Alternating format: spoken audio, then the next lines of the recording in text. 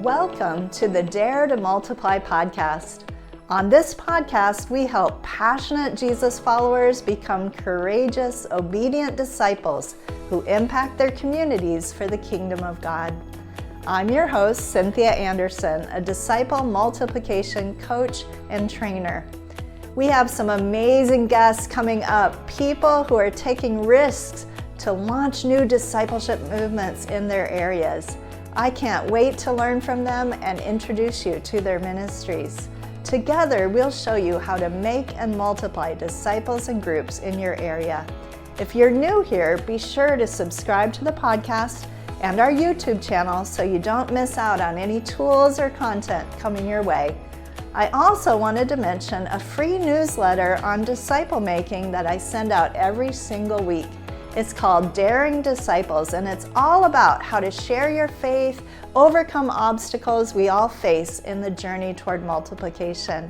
To subscribe to that, go to daretomultiply.com/newsletter. Let's dare to multiply. Many pastors and leaders want to motivate their people to get out there and share Jesus with others, to make disciples, or at least to invite people to church. And yet, it's a tough job.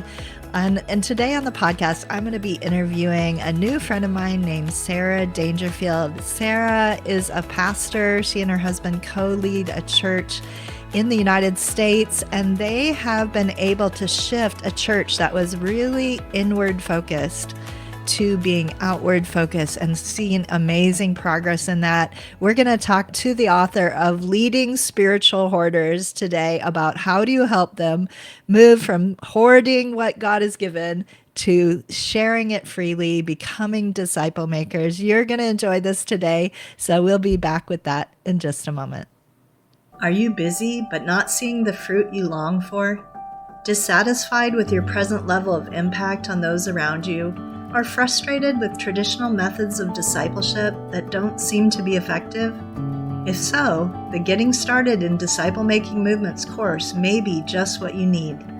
Inside the Getting Started program, you'll get access to a step-by-step proven approach to making and multiplying disciples.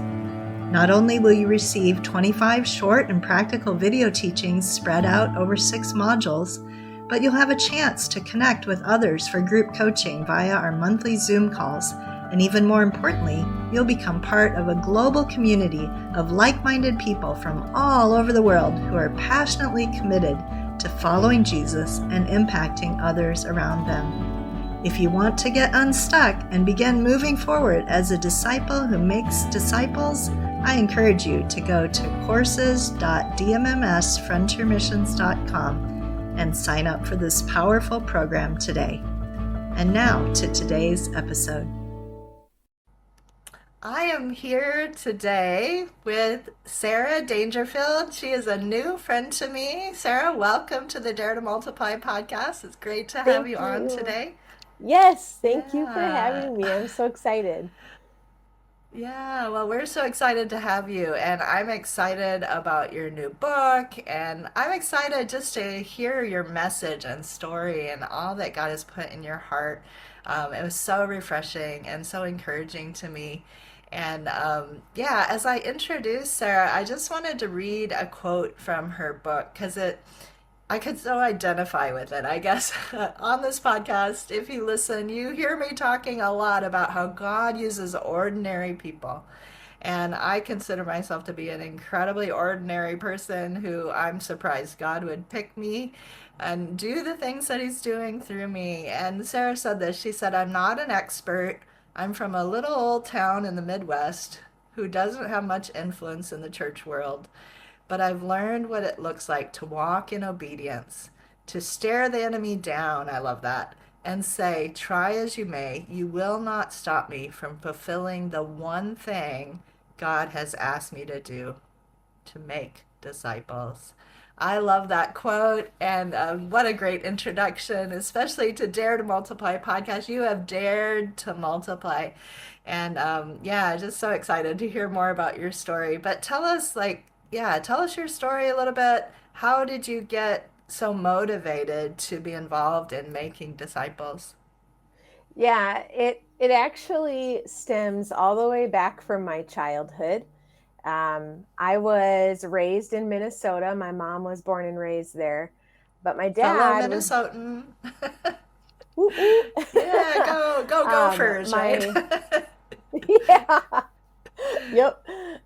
My dad though was born and raised in Cairo, Egypt, and so there was quite the stark difference in our home.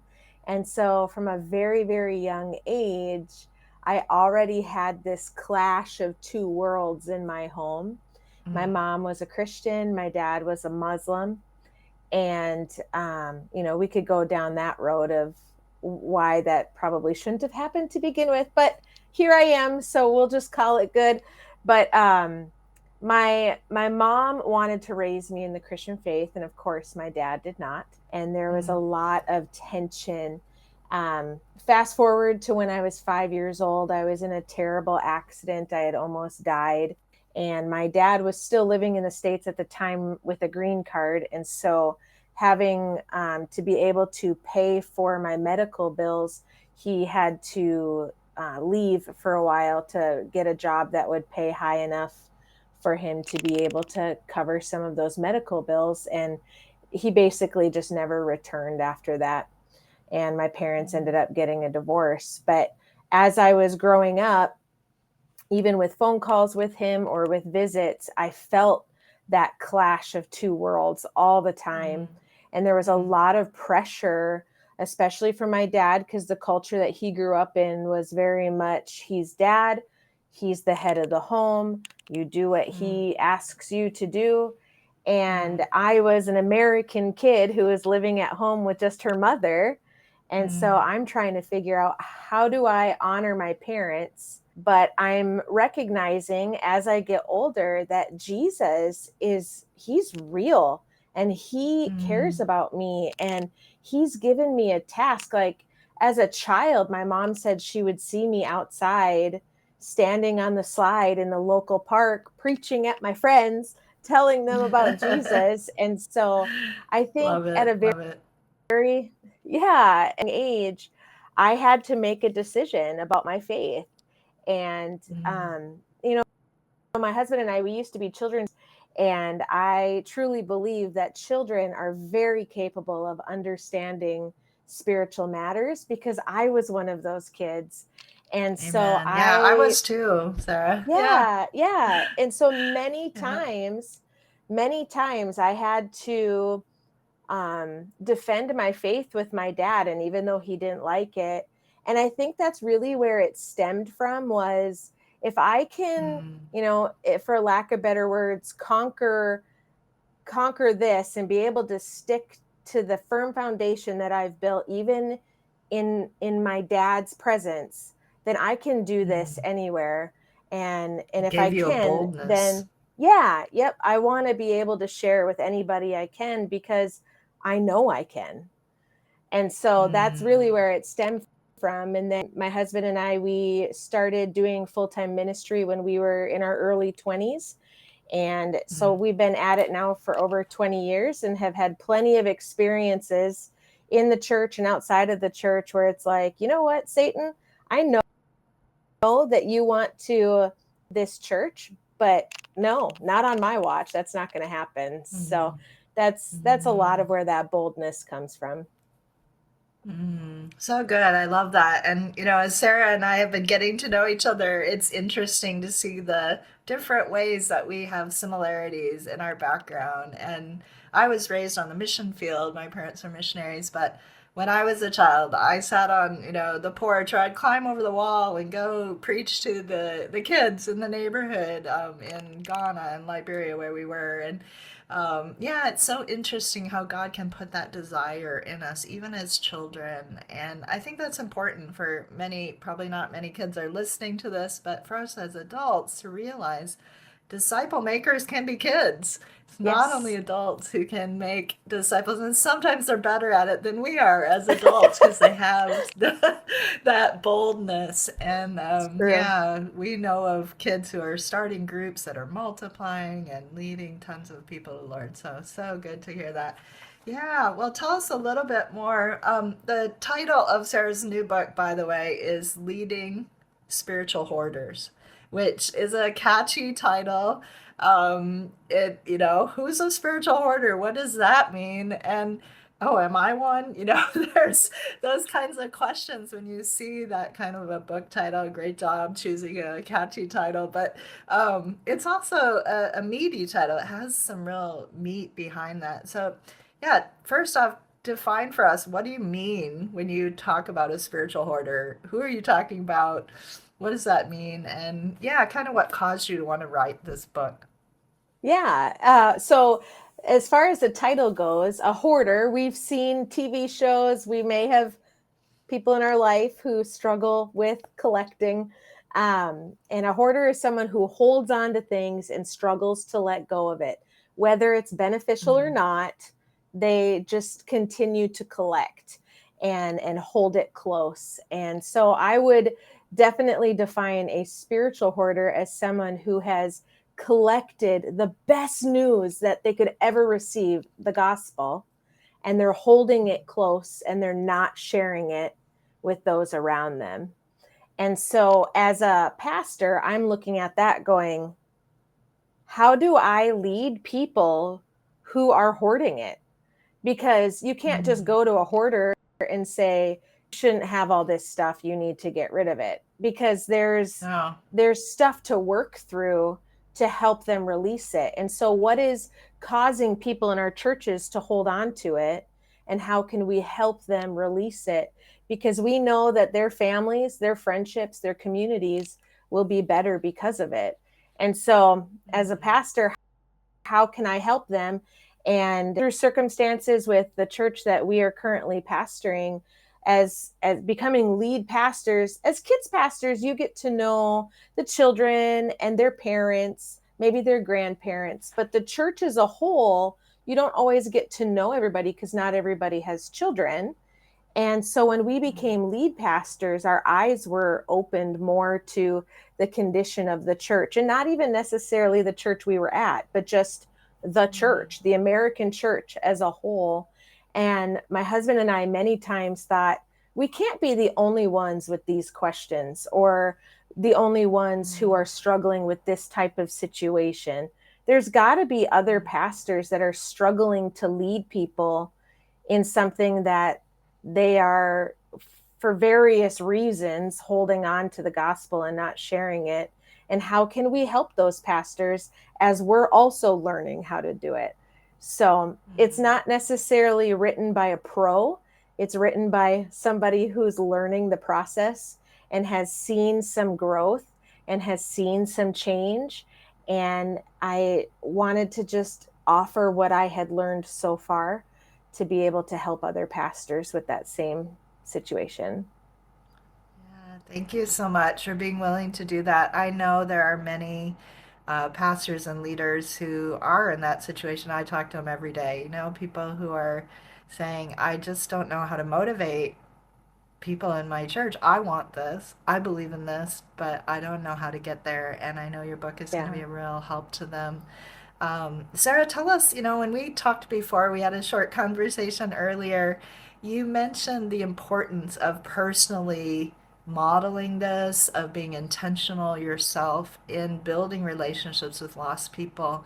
And I think that's a big issue. A lot of us as pastors and leaders, we might preach about the Great Commission or we might talk about it, but we're really busy in ministry. We have a lot of things going on in our lives, and it's not easy to create the space that's needed to actually build those relationships with lost people and be sharing personally ourselves and doing what we're challenging our congregation to do. So, talk a little bit about that. What did that look like for you?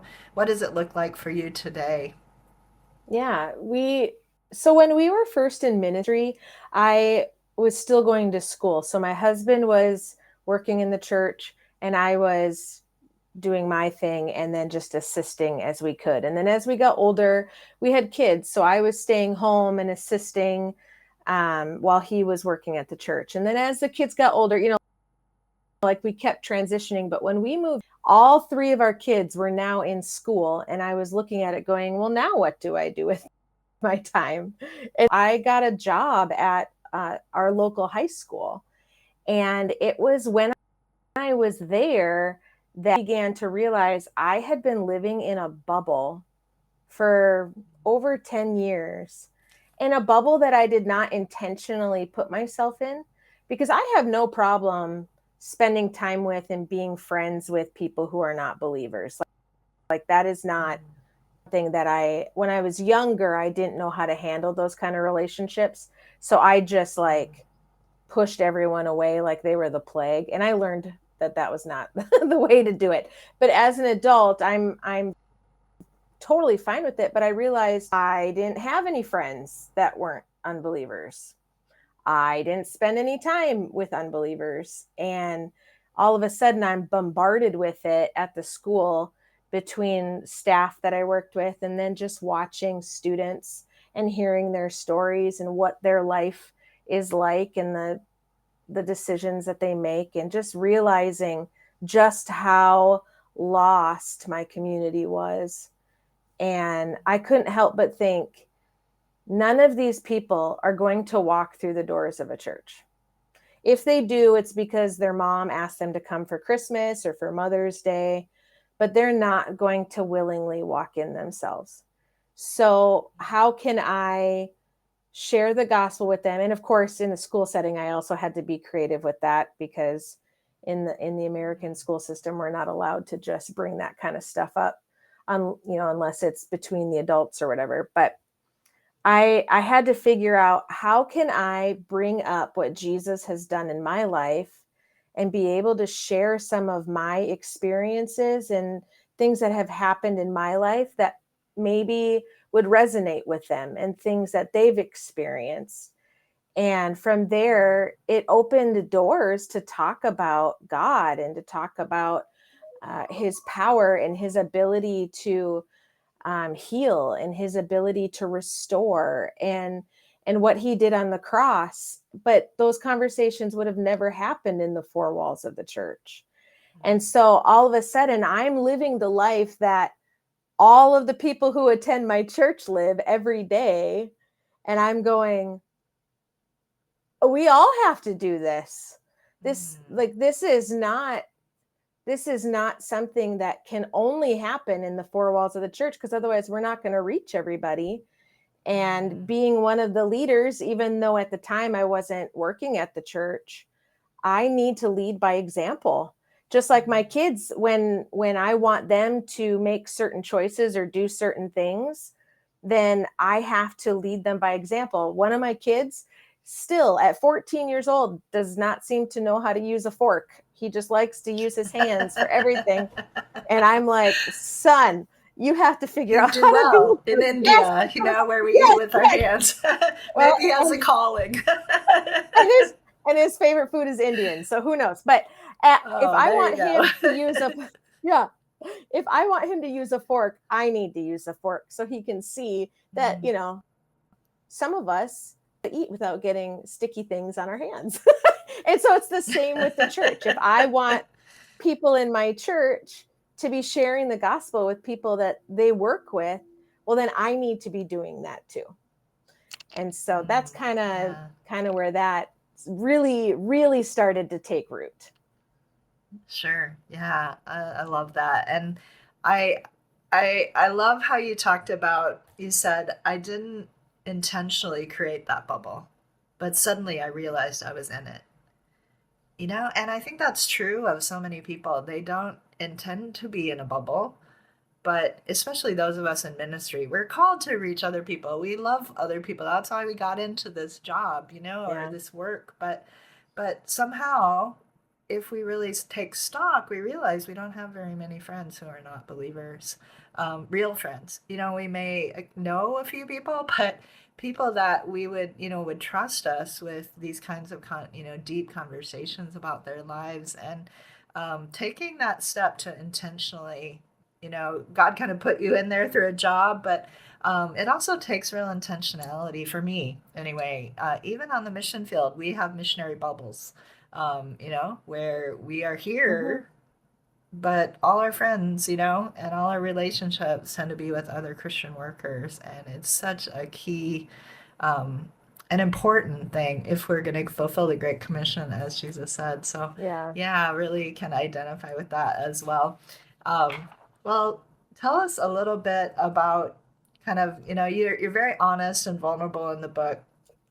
Tell us a little bit more about where your church was at when you started and where you're at today, and maybe even some stories of how that change took place in a few individuals. Yeah. So, okay, our church is in North Dakota.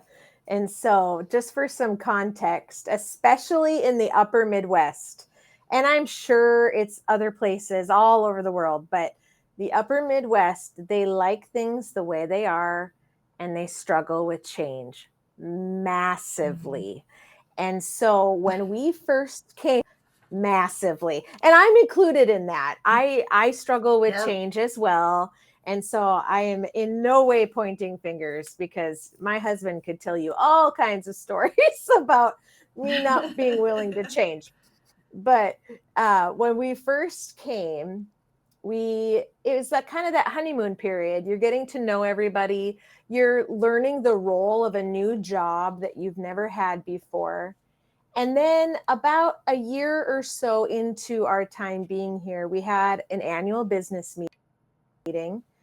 And our church had already begun doing some remodeling before we even got there. But we wanted to continue with it, especially in the kids' area. We wanted it to be safe and secure. I mean, the church hired children's pastors to be their lead pastors. So that department You're going to care is, about yeah, that. Yeah. yes, we're going to care. And so we, um, we wanted to make sure that that area was updated. And so my husband was sharing a little devotional type message before really casting the vision for why we wanted to do it. It wasn't simply just to update the building, which it needed it, but it was also to be a warm and inviting place for new people, especially people who are unchurched. And after he had done that, he opened the floor for any questions.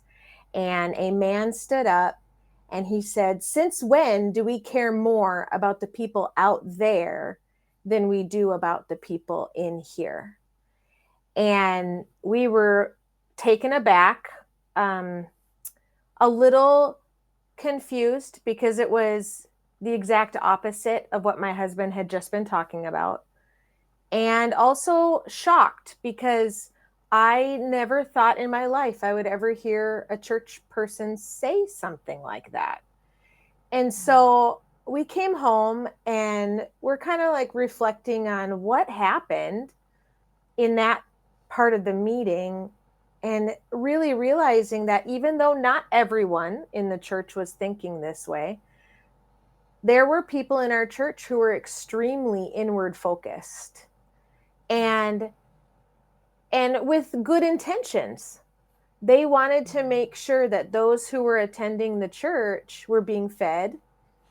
And while that is true, we also need to feed ourselves so that we can go out and share with those who are out there, because we want those out there to come and have community with other believers and to grow in their walk with the Lord. And so we were like, well, okay, so we're pushing up our sleeves and we're getting ready to do the work, because we knew some culture changing needed to happen.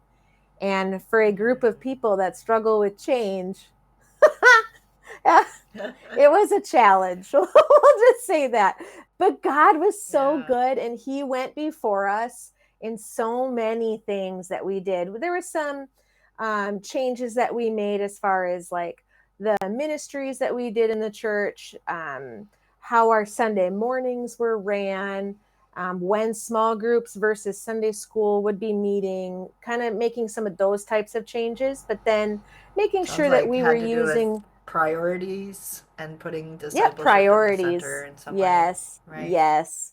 And then making sure that we're using that same language from the pulpit as well. And God has been so good. Our church, while we are not at the pinnacle, and we never will be, right? Not until we're in heaven. But we have so many people in our church who are excited to come alongside other people that are not attending the church, and thankfully people who are not attending other churches.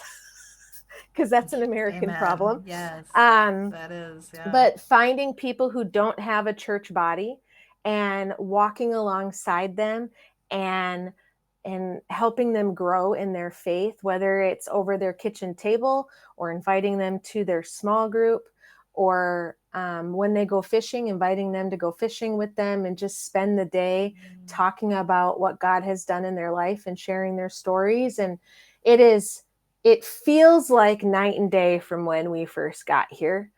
And there was lots of stories like that before we got here too, but it just wasn't as prevalent because the inward voices were the louder voices. And we've been able to kind of flip that and turn the boat in the right direction and get it moving. It's been really exciting to see that culture shift. Yeah. Well, that's amazing. And um, I'm sure it's not been easy at times. You've probably had some pushback at times, but the perseverance to say, this is where we're going, this is what we really feel God has called us to do as pastors, to lead this church in this direction and shift the focus from inward Yeah. to outward. Yeah. So You know, important. Yeah. our community, for more context, we have an Air Force base here. We are very close to the Bakken oil field. And so we have a lot of people who are lonely, a lot of people who are separated from their family and their friends while they're here for work. And unfortunately, in this area, the suicide rate is high, the drug use rate is high because people are lonely. And we just continue to tell our people that we care too much about these people to not give them what will give them what they need. Like Jesus gives them the hope, Jesus gives them the love and relationship that they need, and the church gives them the community that they need. And we care too much to just let them continue to suffer. And so, yeah, that's the heartbeat. I know you talked about a suicide rate, being really high in your community. Sounds like you did some research. You personally were experiencing it in the high school, but you did some research to find out what was really going on in your community as well. Yeah. Yeah, yeah. I, Yeah. I think if we could just pause and really take that in, do we care more? Do we care Mm-hmm. about them? We say we do, but do our actions actually reflect it? Any Christian Yeah. would say, of course, I care about lost people, but is our actions reflecting it in what we're doing and where we're investing our time and in where we're investing our relationships to see them Mm-hmm. have a chance to hear? But yeah, Yeah. tell us another story if you have one of somebody who has made that shift from a spiritual hoarder to somebody who's intentionally reaching out. And yeah, what's that been like? Yeah. One of my favorite stories, because she's very open and real like I am, is my friend Jen. I met Jen a couple years ago. Her and her family had been going to a country church outside of our community because they're farmers and they live quite a bit a ways out of our community. But they were hungry for something more. They knew that they were missing something, but they just didn't know what it was. And Mm. they had heard about our church, and so they were like, well, let's just give her a shot. Why not? Her sister-in-law had already been coming to our church, and when she came, she was introduced to the Holy Spirit, and I think that was a game changer for her. And so it was around that time that we began to be a little bit more intentional with having some trainings on discipleship, And it was on the practicalities of it. Like when your friend that you have been spending time with gets saved, you don't have to wait for a Sunday that we do a water baptism. If you want to water baptize them in the lake, go for it. If you want to water baptize them in your bathtub, go for it. This is how we do it. Just kind of walking them through some of those types of things, and then how to share their story and all of that. And it wasn't anything that I would consider to be mind blowing. But I sat down with Jen and the people that were at her table towards the end of that training.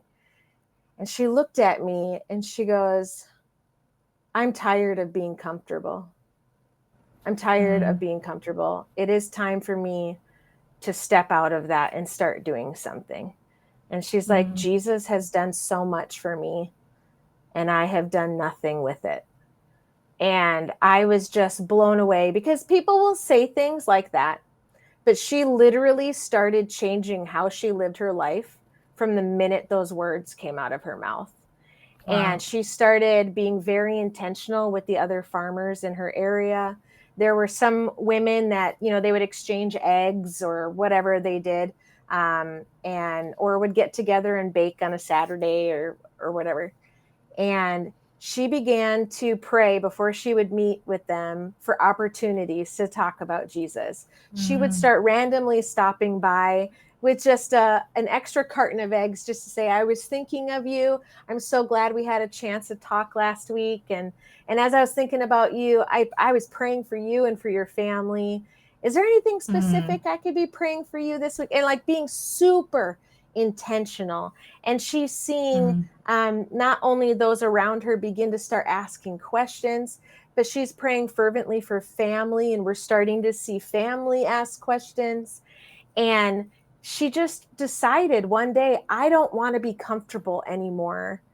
And she did something about it. And that is like my favorite story of when we finally, it's like the light bulb just comes on and we're like, oh, it's my job as a believer to share, and I'm not doing anything about it. In fact, I don't even spend a lot of time with non-Christians. And for her, she went through her week and who she is in contact with. And, it's only like 25 people because she's out on the farm. And she doesn't see a lot of people on a weekly basis. And out of that 25, like 7 of them are family. And I was just so proud of her, so proud of her. And she is now challenging those that are in her circle to begin doing the same thing. And yeah, those kind of stories are my favorite. Yeah, that's amazing. I think there's a lot of people who need to be challenged, and once they are, they're willing to say something like that. And then they need to be equipped, with simple skills. It's not rocket science. It's not that they have to learn and memorize and read, 1,000 books. They just need some simple skills that can be modeled, they can learn, and they can start to try to use in a safe environment with people who are championing that and saying, wow, that's amazing. And, it's not, the person who led 30 people to the Lord, but we're celebrating anybody who took a step and they're doing something different to reach out to people. And I hear you saying that. In the book, I know you have a section on practical tips and practical things that I haven't gotten to that yet. I just bought the book because it's just out.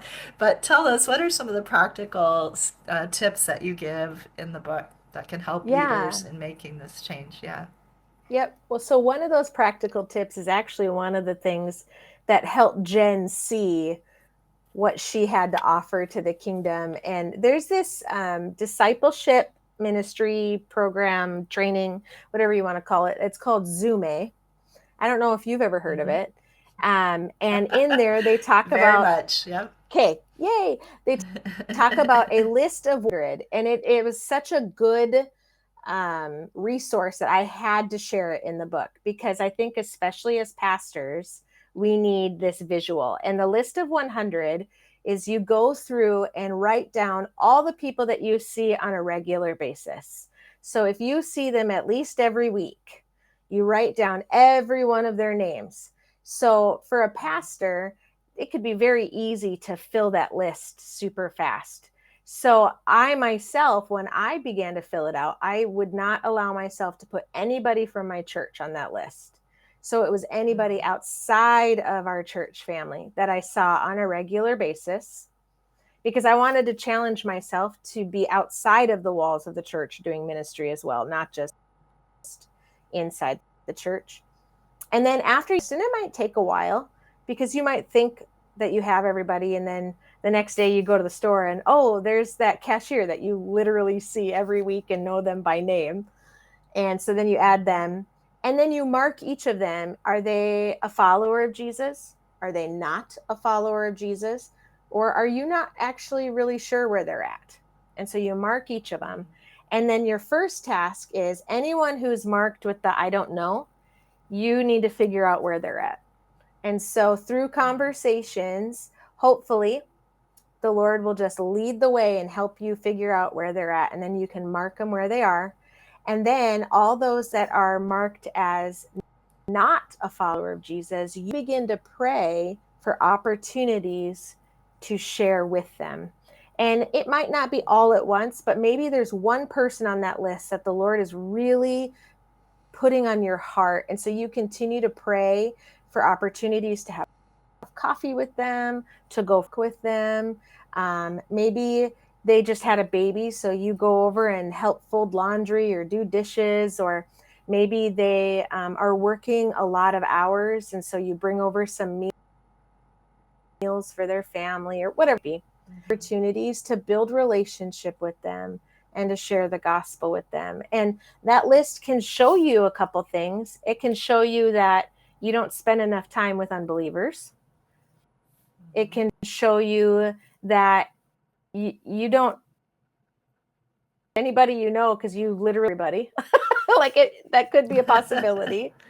Or it could show you, wow, I need to meet some people. My list is really small. And not that small is bad, because like for Jen, she's on the farm. There isn't a lot of people to put on the list to begin with. But if you're more introverted, which is very much like I am, it can be really easy to build relationships with people because you're satisfied with the relationships you have.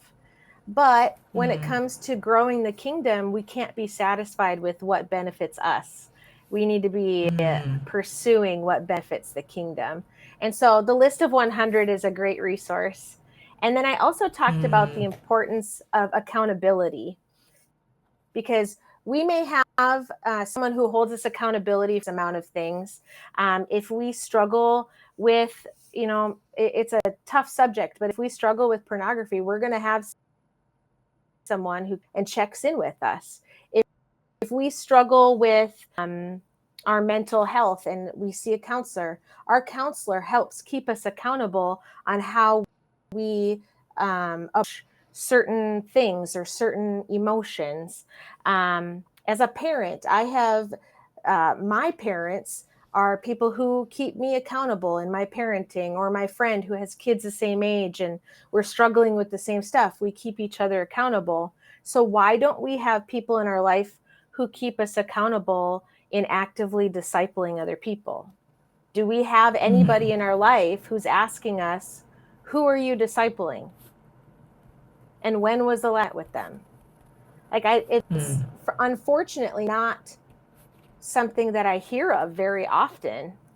And a couple of years ago, realized I was just going to float, and I wasn't going to be pursuing that. And I needed someone who I knew was going to ask me, because then it would keep me focused on what was most important. And so having that partner in discipleship, I think, is also key. Yeah, so key. And both of those tools you've just talked about are things that I teach all the time in my course. We teach it. So really, right, that's great.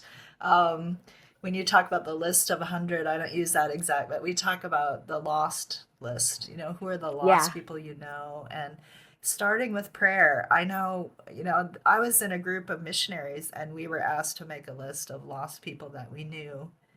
And many of us couldn't write down 15 names. Yeah. That, and it was embarrassing and it was eye-opening. Like, oh my goodness, what are we Yeah. doing? You know, how could we Yep. not know the names of 15 people? And, you know, I think it's a really important place to start. I'm so glad you put that in your book, you know, writing down their names and finding out. And like you said, you know, I'm also an introvert. I think a lot of authors are introverts. But anyway, uh, you know, saying I'm comfortable, but it's not okay for me to be comfortable because lost people are out there who God loves and I love, and I have to Yeah. be willing to step out and build those relationships with them intentionally. So good. Hmm. And accountability, man, that's a dirty word in the American society. You know, we don't like No. accountability. Accountability and obedience, I find, are two words that people just kind of, you know, react to. And yet, so we like to call it friendly accountability because it's not a scolding kind of No. accountability, but Yeah. it helps us. It helps us so much. It helps me. You know, when I don't have it, I drift.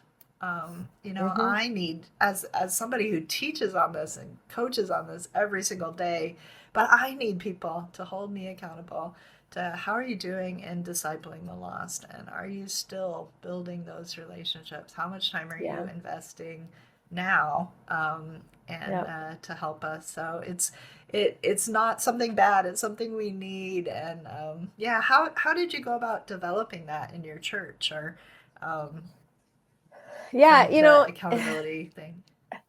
Um, so that is something we're still working on building that into our culture.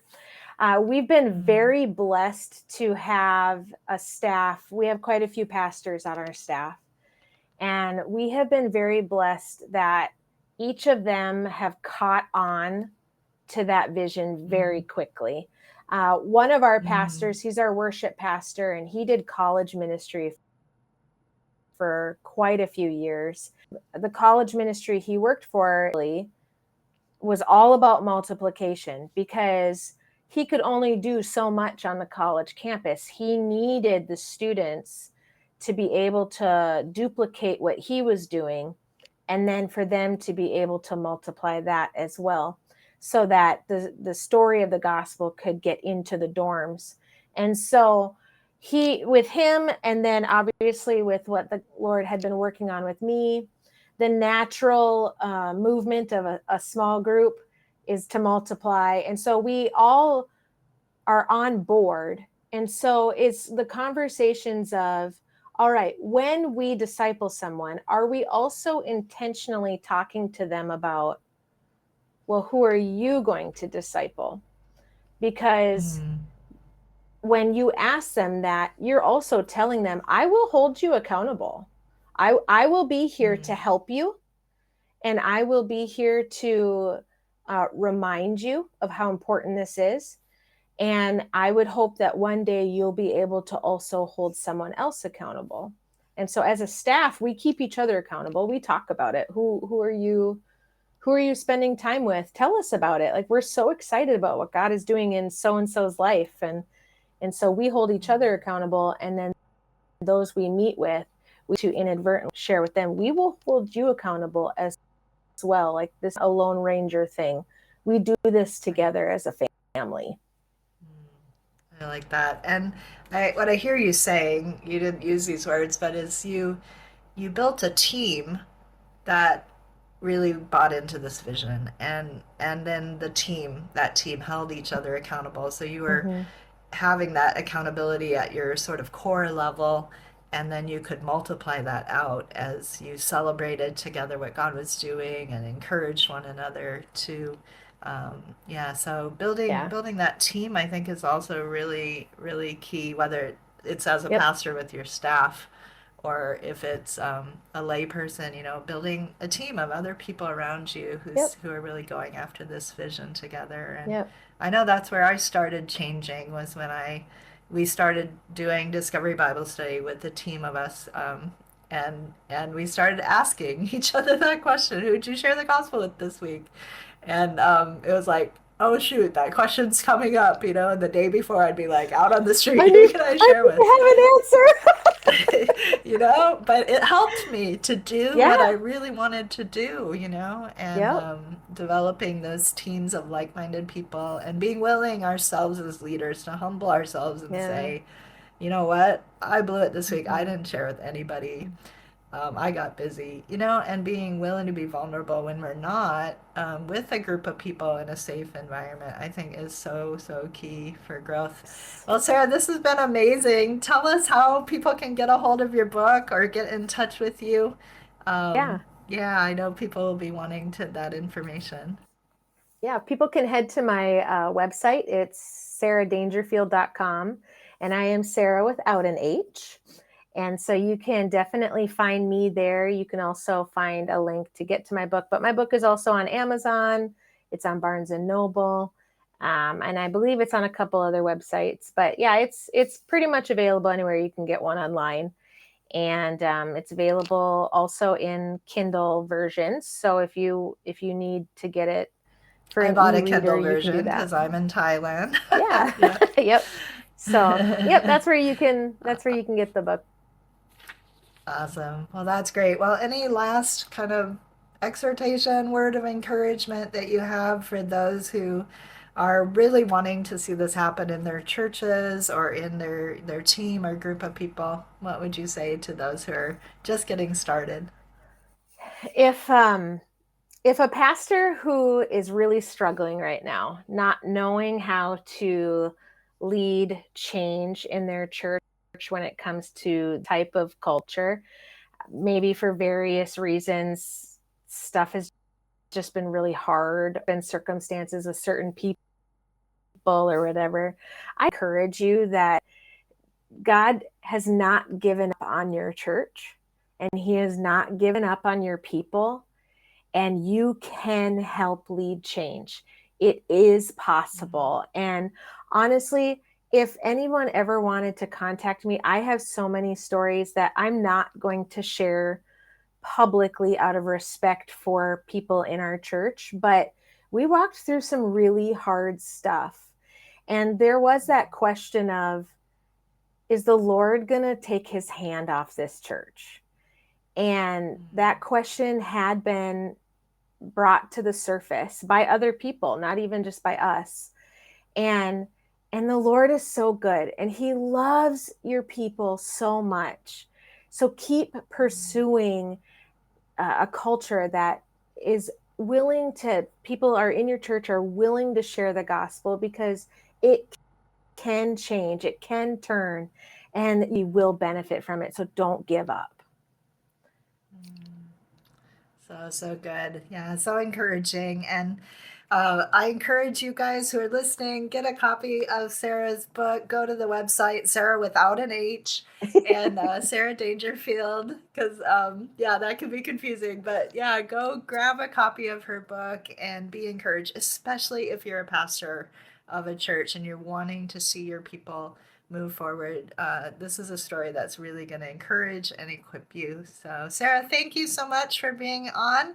And I will be right back with some tips and an action step for you, a quick recap of what we just talked about today.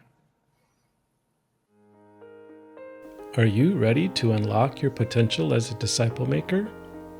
Then it is time to dive deeper into the principles that are changing lives with the Multipliers Mindset course. This transformative course accompanies the book, The Multipliers Mindset, Thinking Differently About Discipleship by Cynthia Anderson. These lessons will help you not just through reading about a multiplying movement, but how to actively live out a lifestyle that leads towards movements. And here's the best part. It comes with a practical workbook, which is designed to take your learning even further. This workbook guides you step by step to apply what you learn and to impact the lives of lost people around you. With easy-to-follow steps, uplifting lessons, and timeless truths from the book, this course equips you to make disciples and to start groups that multiply. Visit multipliersmindset.com to step further into the work God is calling you to do. Let's multiply together. All right. What a good interview. It's so great to talk to Sara. Here's some takeaways that I had from this conversation. One is we create a bubble of only Christians that we live in without even realizing that we've done this. It's so easy to have this happen, and we need to intentionally work on bursting that bubble and getting outside of that bubble. She also talked about how it's a stark reality. It's a reality that the vast majority of people in our communities who don't know Jesus will never walk into the doors of our churches. And we have to find ways to go to them. That's the only way that we're going to reach large numbers of them, right? A few may walk into our church somehow, but many, many, many will not. A question that was asked of Sara and her husband in that board meeting was an eye opener for her. And this guy said, "Since when do we care more about the people out there than the people in here?" And this was the question that opened their eyes to see how extremely inward focused their church was. And they determined to bring about a culture change. They promoted that new culture by saying, we care too much about people out there to not give them the good news. We care too much about them. We have to give them the good news that God has brought in our lives and that has transformed us so greatly. She talked about being intentional as a church leader in knowing lost people and engaging in friendships with them, and how key that is for they themselves as pastors to do that, not just tell people to do it, but do it themselves. And they began to train their congregation through simple skills, simple tools that help them, like making this list of 100 people and then showing, which of these are people who I don't know if they're Christians, which of these are people who are already believers, and which of these are people who don't yet know the Lord, and then beginning to intentionally pray that God would lead them forward. She talked about accountability and how it is key in growing as a disciple maker, and how when you are discipling people, you need to ask them, who are you discipling? And you're multiplying this accountability in discipleship and multiplying that DNA of that. So here's my action step for you. I want you to revisit your lost list. Now, if you've been listening to the podcast for a while, if you've done my course, you know that I talk about having a lost list. And I have had one for years and I keep adding to it. But there are times when it kind of fades into the background. I'm not using it as much. So I want to ask you, let's go back to our lost list. Make sure we have one, a list of people that we are intentionally praying for in a regular basis, and we are intentionally looking for opportunities. And then ask yourself, what is one thing I could do this week to build further relationship with someone who doesn't yet know Jesus, and to create an opportunity for a possible conversation with them. But at least I'm going to determine to pray for them and find a way to bless them this week. And then the second action step I want to ask you, and this would apply to missionaries who are listening, to anyone, is pray for your home church. Pray for your church. The church maybe where you got saved, or if you're not part of a church, you're just in a small group, or you're doing home church. Pray for the churches in your community, that they would be more outward focused, that God would help all of us to participate in bringing about a culture change in the church, that the Church of Jesus Christ in America, in the West, and all over the world would become more outward focused and less about us and our spiritual hoarding, our just being so focused on our own needs. But we would stop being such consumers, and we would begin to actively care for those who don't yet know Jesus. Pray with me for that this week, and look for that way that you can take action. God bless you guys. We'll see you back next week in the next podcast. Have a great week. That's all we've got for this episode of Dare to Multiply. One thing that would really help both us and other people who might like to listen in is for you to rate and review the podcast, if you haven't done that yet, on iTunes, Spotify, or wherever you listen. I'd also love to connect with you on Instagram, LinkedIn, or Twitter. Feel free to message me with any topics, questions you'd like addressed, or guests you'd like me to interview. Until next week then, please remember, no matter how ordinary you feel, God's dreams for us are always bigger than we can imagine. Let's dare to trust Him for a greater harvest.